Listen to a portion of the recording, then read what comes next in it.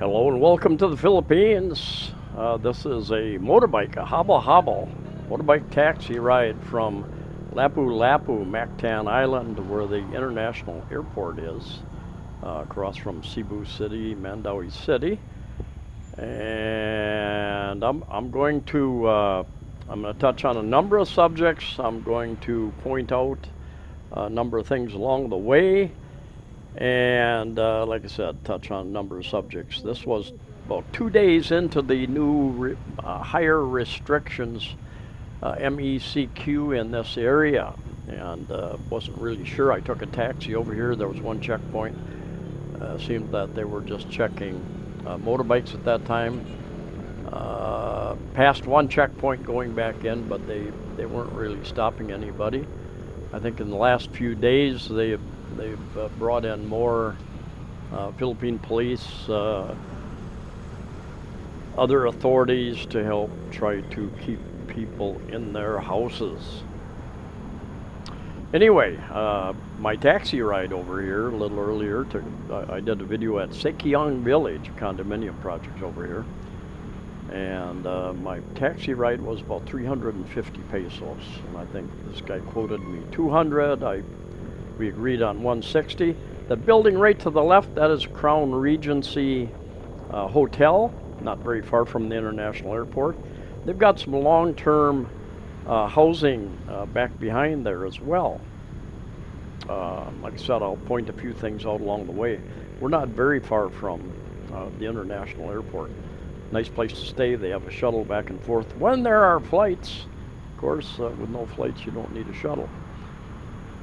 And as you can tell with the guy driving ahead there, lane lines are only suggestions here in the Philippines. And if you are used to, I know in the USA, well, you could get pulled over for crossing a lane line, driving in somebody else's lane line, or in two lane lines. Here, if there's two lanes, they make 3 or 4 out of it, and they share the road. They will move over as we cross a bridge up here. And hello, friendly people. Almost, I talk to a lot of people, and hello. Almost 99% of the people will greet you. They will even stop what they're doing, take time to chat with you if they're interested. One of the things I love about the Philippines, the Philippine people. For those of you who do not know, I've been doing videos here in the Philippines for about 6 years. I've lived in 6 different condominiums, I think. And do a lot of the real estate people in the malls would grab me and say, come and look at my condominium right now. I want you to buy one. And we're going to pull over here. These guys, they like to park in the shade, waiting for the light to change. And so I always had a camera with me, and I started taking video about 6 years ago and putting them up, and there was a lot of interest in that type of thing. What's available, what does it cost to rent, to buy? So I've got many dozens of videos about condominiums, hotels, resorts, about traveling, these hobble rides, traveling to a few different cities and different subdivisions, but also cost of living videos, just life in the Philippines type videos, interviews with people. And here we are going over the old bridge. There's 2 bridges presently. This is the old 2-lane bridge, and then to the right, a kilometer or 2, there is a newer, you might be able to see it way down there, a newer 4-lane bridge. Down to the south, down in South Road Properties area, they are building a 3rd bridge that's going to go from Mactan Island over to the southern side of Cebu City. And there's plan for the 4th bridge up on the north end, and they're debating exactly where it's going to land up in that area. So that should help decrease the traffic. And this is, like I said, this is a couple days into a more strict environment because of the medical situations around the world, and very little traffic out here. on this particular day. I think this was early afternoon. We are in our what's called the rainy season, wet season, monsoon, southwest monsoons. And it doesn't mean that it rains every day. It means that we get a little more rain, we get more cloudy skies, a little bit cooler temperatures. In fact, right now, today I've got my windows open and there is a great breeze blowing through my place. The humidity isn't very bad, and the temperature is just fantastic. If it wasn't windy and would make noise on my computer, I would be doing my video out on the balcony. I did want to mention that something that was kind of obvious early on, over a year and a half ago, when they shut down the world economy, that the supply chain, getting things from around the world in this world economy, would probably become a big issue, and it has been, and I have been experiencing that more and more. Not so much, not just in some stores where you used to be able to go and get certain things. I've noticed inflation of a lot of the imported food items in particular. I order a number of things through a company called Lazada. There are a number of online places you can order things. Lazada is call it an Amazon wannabe. They're a logistics company, I guess. They're a order processing company. And a lot of companies put their store, list their products on Lazada, and Lazada takes the order, passes it on, and the company ends up, unlike Amazon, which ships most items to you in a day or two, or even less sometimes. Lazada has the companies ships it. So if you order 5 different items, 5 different companies, you get 5 different shipments from 5 different companies. And I've been getting a lot of, a few days later. You don't find out right away, out of stock. You might find out 2, 3, 4, 5 days later. You wonder, where's my order? And you do an order check, and your order has been, and it says, per your request, your order has been canceled. Well, I never requested. And it says, well, it might be out of stock. We don't know why, but your order has been canceled. So it creates a bit of an issue, especially if you really need or want something. I suspect, and I've read articles that the Christmas season may be a little short on products too. You might want to start shopping early if you have any money, if you have a job, if you have income.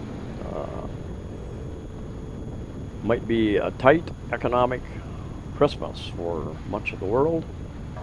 Because there's a shortage of computer chips for cars. I know there's a shortage of cars. Of course, I didn't plan on buying a car, or didn't expect anybody to buy me a car for Christmas, but I wouldn't turn it down anyway. And we're over in Mandaue City now. You cross over the bridges, you come into Mandaue City. Mandaue City is where J Center Mall is, where the main immigration office is. They have an immigration office, smaller immigration office, over on Mactan Island that you can use for many things, but not all things. They don't process all requests there. But you can check that out if you're in that part of the country. There is quite an expat community on Mactan Island. And that building up to the left, that is the By Hotel. Relatively new, over 600 rooms, I believe. When they were going full steam, they had, I think, 6 or 7, maybe even more than that, restaurants in there. And anyway, the same guy that owns one of the bottled water company owns that. I believe that's the case. And then back just behind that is a big project called Mandaue Bay. Might be able to see some of the buildings. No, you won't. We're cutting off at an angle here. Mandaue Bay. I've got some friends who have bought pre-bought units there. They're running late on opening that up, and I haven't heard from them if they've opened that up or not. This is an old convention center across from Park Mall and the By Hotel. It was damaged in 2013 during an earthquake that happened closer to Bohol. And there was a typhoon also that year, and between them they did enough damage where they closed the place down. Now I have read a number of articles that there are plans to tear that down, build a multi-use condominium shopping center, that type of thing. They're not sure. This is off to the right is Times Square. They used to have several bars in there, bars, restaurants, and most of those are all closed down. I walked through there the other day. To the left is Park Mall, an older, smaller mall, and they've turned this whole parking area into a bus depot. So that wasn't there before. They had a lot of jeepneys in there before. And then off to the left, this is Chunghwa Hospital. There are two Chunghwa hospitals here, one in the Uptown area near Fuente Osmena Circle, Cebu City, and then this newer Chunghwa Hospital. And then there's the UC Medical Center, I believe, off to the left up here as well. Large facility. Off to the right, you've got a bar called MO2. You've got a water park back in there. This is a bit of a, you couldn't see that very good to the right, kind of a covered area with a lot of food stalls in it. And this is a good example of major intersections. There are no stoplights, no stop signs, no traffic control. Usually not even a traffic policeman, enforcer out there. People just go. They give way. They go into the intersection. Here also. Very few traffic lights, very few, almost no stop signs. I don't know if I've seen one stop sign in Cebu City, Mandaue City area. But it works. People look out for other people. People generally share the road. Generally, there's very little in the way of road rage. There's a little bit. You will hear a lot of honking of horns for a number of reasons. If I'm walking down the street, a taxi will honk at me. Hey, do you need a ride? They will honk at just to let people know that you're coming up beside another vehicle. They will honk to let you know that let them know that you are going to be passing them. So you will hear a lot of honking going on. It can be a bit nerve-wracking if you're in a place area where you're not used to that. Like in the U.S., I explained to a lot of taxi drivers, if you honk at somebody in the U.S., it means you're angry, you're not happy with something that they've done. Usually, not always. I've had a few people ask me about vaccines. Can foreigners get vaccines? And I know a few foreigners who have had a vaccine. The different cities, the different barangays, villages within the cities have different. There's a shortage of vaccines. There is each barangay, some will allow you to sign up to go get it. I know a few that have gotten it. I am 99.9% positive I've had the virus, so everything I've read says that I have natural immunity that should last for several years. And now it looks like people with the experimental vaccines are going to have to get a third one, probably a fourth one, as there's more and more variants coming out. Who knows where that's going to end up? There are a couple of good news as far as vaccine. Well, there's news about vaccines. There are a number of different companies coming out with more vaccines, different types of vaccines. One's a nasal spray, I think, coming out of Japan. One is even there's a company that's doing more tests with ivermectin. number of different drugs. Even here, I saw an article today. They're looking for volunteers to test some new vaccines. So over the next 6 months, year, 2 years, 5 years, 20 years, whatever. Just like flu, every year there's a new flu vaccine. On average, it's they guess, they don't know what it's going to be, which flu virus. It mutates, and on average, I think average year the flu virus is, the vaccine is about 44% effective. I had it once many years ago, the sickest I've ever been after I got that shot. So I tend not to do well with prescription drugs, and so I try to stay away from that type of thing because of that. And the doctors, the medical people tell you, if you react to certain types of medicines, you're probably not a good subject for a lot of these vaccines. So I am very happy that I've had, I'd say, a medium case for 3 days, a cough. I've had, even recently, many of you know that I was ill for a week and a half, something like that. Very tired, fever for 3 days, and maybe I had the Delta variant. I hope I did. I hope I got it and got the additional antibodies, build up that immunity. There is some really good information online about prevention and treating some of these issues, and flccc.net online. They've got a YouTube channel too. A lot of their videos get taken down, get censored. One has to wonder, well, you don't have to wonder very hard or very long, why the media companies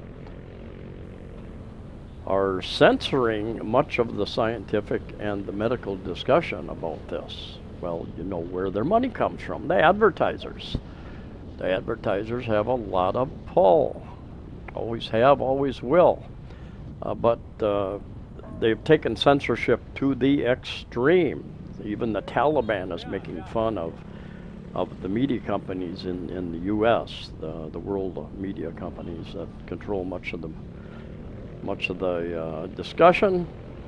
You know, the Taliban is known for censorship, for very strict adherence to Islamic laws and all that type of thing.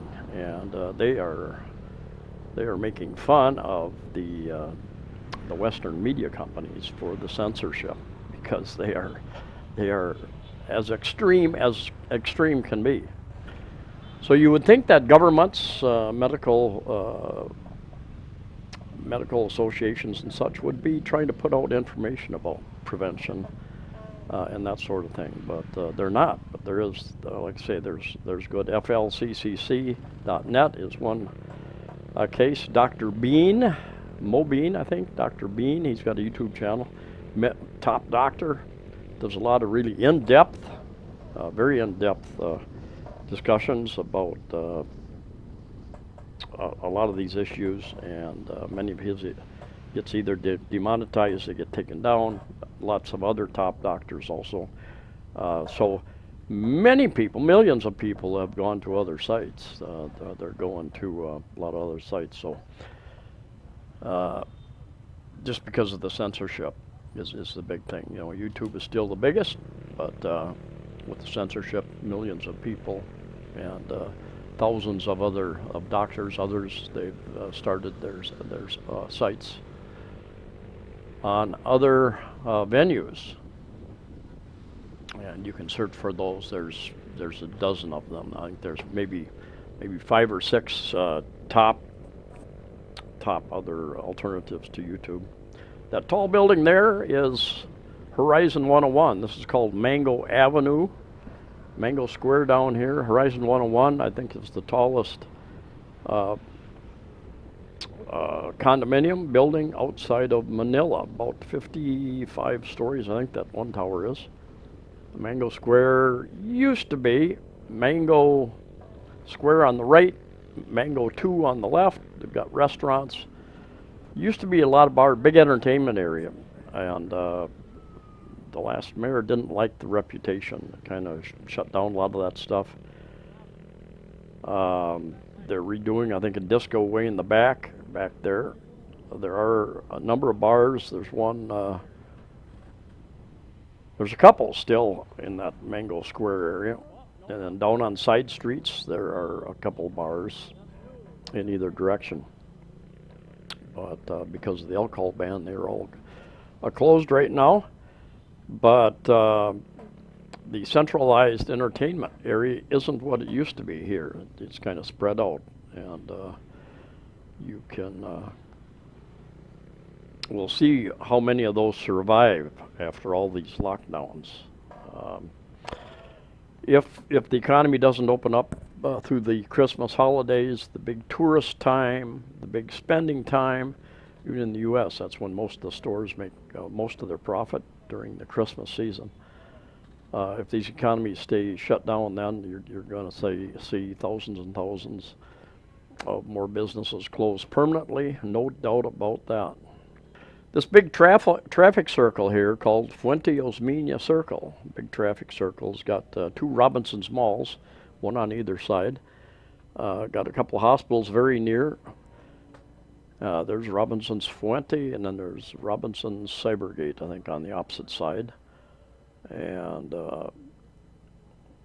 anyway, you've got your buses, taxis, and during the Sinologue Festival, which was canceled last year, a lot of the activities take place in this area and up and down the streets with the parades and such. Anyway, that is just a little bit of what's going on here, and this is kind of the uptown area versus the downtown Clone Street area. And I'll do another video in that area soon. Anyway, thanks for coming by. Stay safe, stay healthy. See ya.